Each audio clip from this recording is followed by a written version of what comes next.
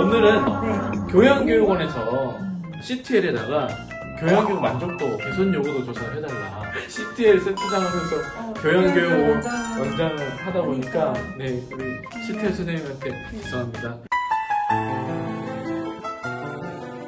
네. 오늘 우리 학생 여러분과 함께 이 만족도 결과와 거기에 대해서 교양교육원이 어떻게 할지 이런 내용들을 다루고 마지막에는 여러분들이 기다리고 기다리시던 모바일 상품권 나눔 추첨을 10분을 추첨을 통해서 뽑도록 하겠습니다. 네. 고고고.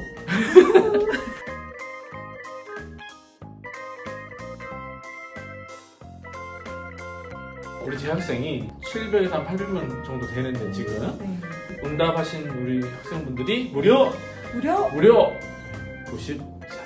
10분 중에 한 분을 하셨다. 우리 교양교육 과정이 지금 세 가지로 나눠져 있어요.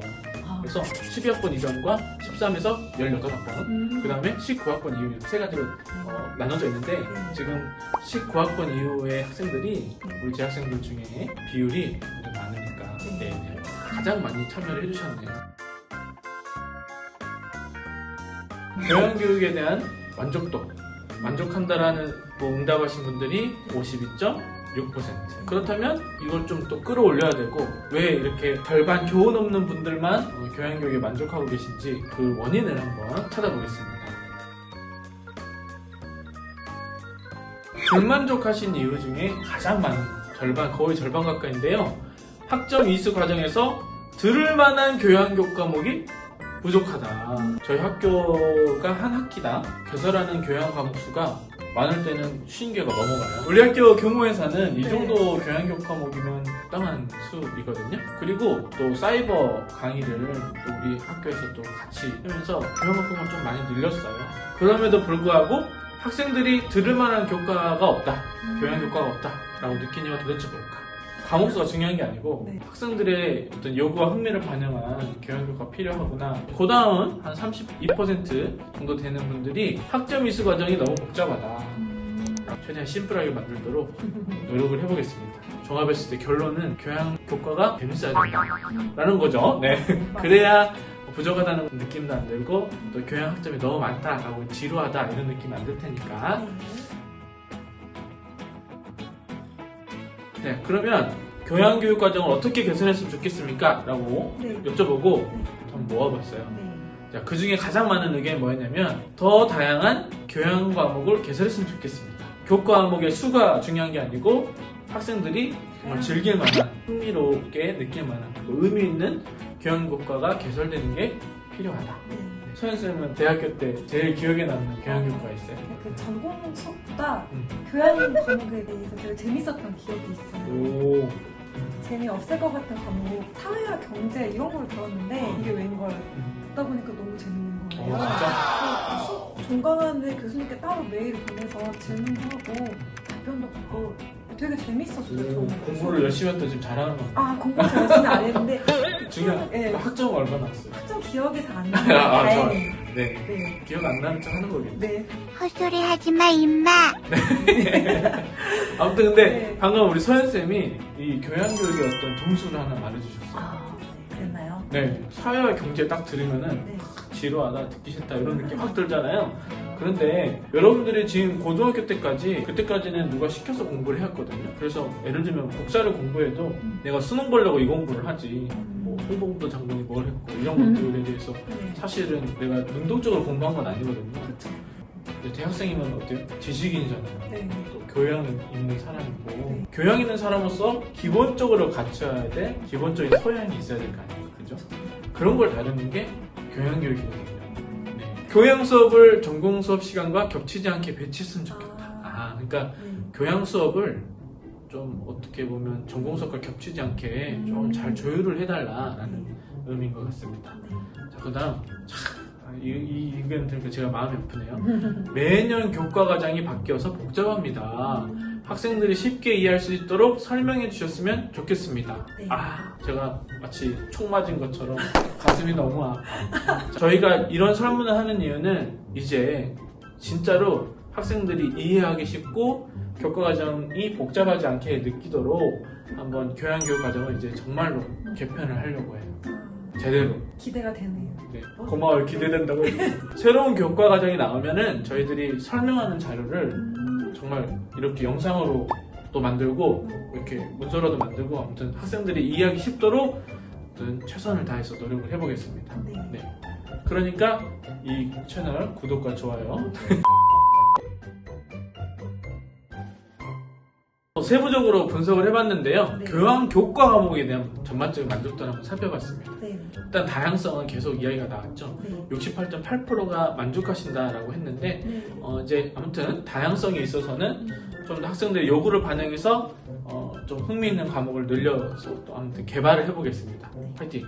자, 그다음 교환교과의 학생 요구 반영 정도가 68.8%가 또 만족한다라고 말씀하셨네요.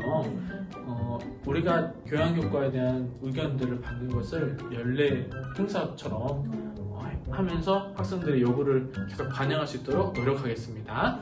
그리고 교양교과의 시대상 반영 정도가 무려 79.5%네요. 꽤 높네요. 그만큼 사실 우리 교수님들도 노력을 많이 하고 계세요. 어떻게 하면 학생들에게 좀 시대에 맞는 내용을 가르칠 것인가 고민하고 있기 때문에 이것도 계속해서 우리 교육원 교수님들께 시대상을 반영해서 좀 교과를 계속 업그레이드 해주셨으면 좋겠습니다 라고 건의를 드리도록 하겠습니다. 교수님의 가르치는 역량에 대해서는 역시 거의 85%. 그리고 교양교과목의 교수 방법도 85% 정도, 약 85% 정도. 얼마 전에 워크숍을 했는데 전부 다 교수님들이 교수 역량과 교수 방법을 혁신해 보겠습니다. 우리 대학교에서 교수법 특강 있으면 불러달라 이렇게 적극적으로 이렇게 하시더라고요. 여러분 교양교육원은 기대를 좀 걸어주십시오. 자, 그다음 교양교과목 운영에서 개선돼야 할 점. 이건 이제 우리가 객관식으로 받았는데요. 74.2%나 되는 학생 응답률이 더 다양해져야 된다. 이건 지금 입이 닳도록 계속 나오고 있어요. 계속. 그렇죠. 더 다양. 학생의 요구를 더 반영해야 된다. 더. 학생 중심 교육 과정이 될 수 있도록 노력해 보겠습니다. 자, 그 다음에 이제 좋은 이야기 해봅시다. 만족스러웠던 이유. 학생의 눈높이에 맞춰 쉽게 교육해 주신다. 저는 저 의견이 뭔지 알 것 같아요. 우리 학교에 장애 학생도 있고 만학도들 있잖아요. 교수님들이 장애 학생들이 발표하고 이렇게 할 때 교수님들이 그런 다 기다려주시고 항상 학생을 존중하는 그런 교수님들이 계세요. 그리고 더 놀라운 거는 다른 학생들이 장애 학생이 발표하고 수업 참여하려고 노력할 때 다른 학생들 짜증내지 않아요. 저는 이게 정말 학교의 아름다움이라고 생각합니다. 우리 학교의 장점. 공동체 의식. 또 취업할 때 필요한 지식을 얻게 되어서 좋았다. 그렇죠. 우리 과목 중에 교양 과목이지만 그래도 취업하는 데 필요한 역량을 또 길러주는 그런 과목도 있어요, 사실. 그 다음에 시대를 반영해서 4차 산업혁명과 관련된 강의가 좋았다. 미래에 대한 고찰과 이에 대한 윤리적인 고민은 앞으로 살아가면서 계속해야 하기 때문에 유익한 시간이었습니다. 이분은 교양교육은 졸업하셔도 됩니다. 아유, 또 불만족스러워. 사실은 좋은 이야기 많이 듣고 싶죠. 그러나 좀 따끔한 이야기도 들어야 또 우리가 성찰을 하기 때문에. 잘 읽어드릴까요? 네. 완벽하지 못한 수업, 발음을 잘 못 알아들었음, 질질 끄는 수업, 시간 할 때 너무 힘들었음. 너무 있었나봐요. 또 읽어드릴까요? 과제가 매주 있어 부담스러웠는데 성적 기준도 명확하지 않고 과제하는 것이 성적에 반영되지 않는 것 같아요. 저기서 꼭 과제가 매주 있어서 부담스러웠다. 저희가 코로나로 비대면 수업하면서 과제량이 굉장히 많아졌어요. 저 공감합니다. 근데 이제 또 어떤 분은 코로나로 집에 있으니까 홈워크 많이 할 수 있지 않냐. 교수님 자기 실망인 줄 알았어요. 이게 찐 반응. 학생들로서 찐 반응. 역시 학생과 이렇게 뭐랄까. 맞아, 이해가 됩니다. 졸업한 지 얼마 안 됐잖아요. 맞아. 이번 학기 때 비대면 수업 하실 때도 과제로 대체하는 수업을 좀 지향을 해달라고 부탁을 드렸습니다. 그 다음에 성적 기준도 명확하지 않다. 네, 이것도 굉장히 중요한 기본적으로. 거예요. 네. 그러니까 내가 어떻게 하면은 A 학점을 맞을 수 있는지에 대해서 학생들은 항상 궁금해하거든요. 네. 내가 지금 잘하고 있는가? 그렇죠. 그리고 내가 과제를 하면은 몇 점 정도 맞을 수 있을까를 본인이 판단할 수 있어야 돼요. 맞아요. 교육은 교수님들께 성적 기준표를 객관적으로 제시해달라고 말씀을 드렸어요. 혹시나 전 교수님이 교양교육 효과인데 성적 기준을 명확히 제시하지 않았다. 네, 조용하게 말씀해 주시면 제가 또 조용하게 말씀드리도록 하겠습니다. 네. 그 다음은 강의 계획서에는 운동 처방 전용 수업이라고 적혀있지 않은데 신청하고 교실에서 수강 신청을 빼달라고 연락이 와서 좀 당황스럽습니다. 강의 계획서에 정확히 명시해 주십시오. 아, 그렇죠. 강의 계획서에 정확히 명시해달라. 이 말이 콕 와닿습니다. 그러니까 강의 계획서를 이제 정말 학생의 입장에서 수강을 해도 될까? 라고 이렇게 생각을 하면서 우리 교수님들께서 강의 계획서를 써주신다면 훨씬 이 부분은 좀 만족도를 높일 수 있을 것 같네요. 네. 이번에는 이제 교양교과에서 만난 교수님이나 강사에 대한 전반적인 만족도인데 전반적으로 좋아요. 부족하네. 네, 교수님의 인격, 성품, 또 교수 방법, 수업의 충실성, 평가의 공정성, 교수님의 전문성에 대해서 그래도 다들 85%가 넘었네요. 이런 수치들을 높여볼 수 있도록 0.01%라도 높여볼 수 있도록 우리 교수님들께서 노력하고 계신다. 우리 학생들 여러분 알아주셨으면 좋겠습니다. 그러면 교수님이나 강사에게 개선되어야 할 점을 한번 볼까요? 네, 수업을 진행하면서 학생의 요구를 수시로 파악하여 반영했으면 한다. 아, 이거 중요한 것 같아요. 교과의 목표가 분명히 있겠지만 학생들이 어떤 부분을 더 공부하고 싶은데 교수님께서 이 부분은 나중에 따로 공부하세요 하면서 이렇게 진도 빼야 되니까.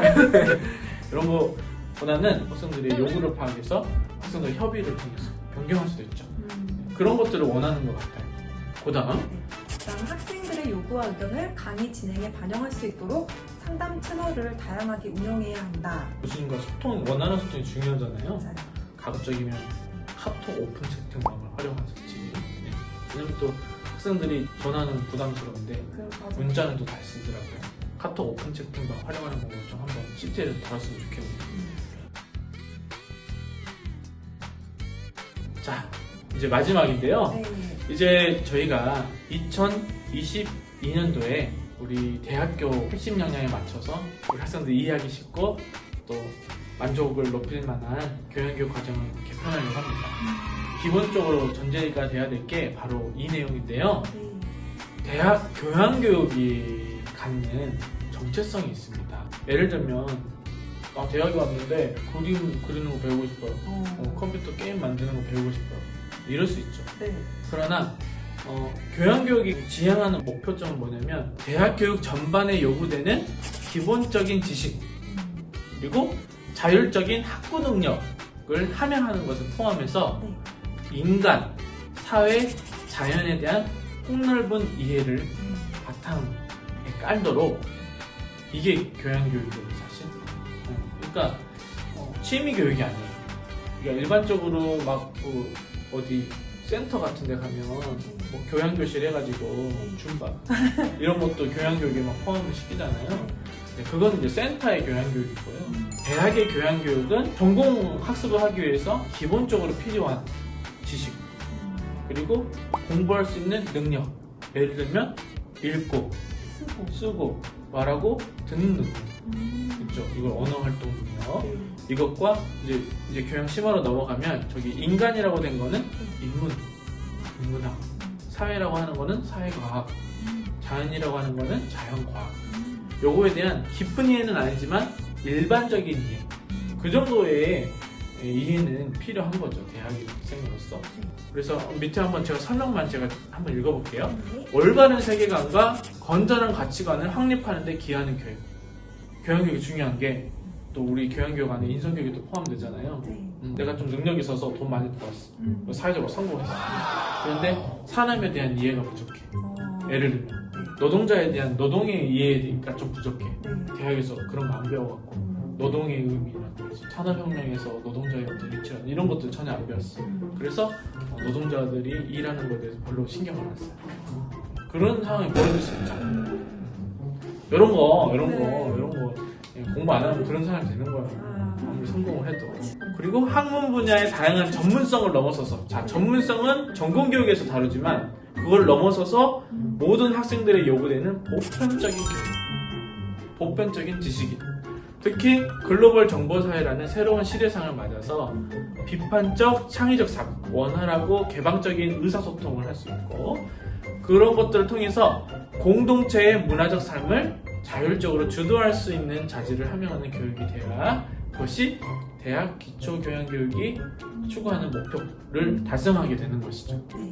우리 학생들이 이러한 기초교양교육에 대한 이 정체성과 목표를 바탕으로 우리 학교 그 교양교육 과정을 개편하는 것에 대해서 94.6%가 동의해 주셨어요.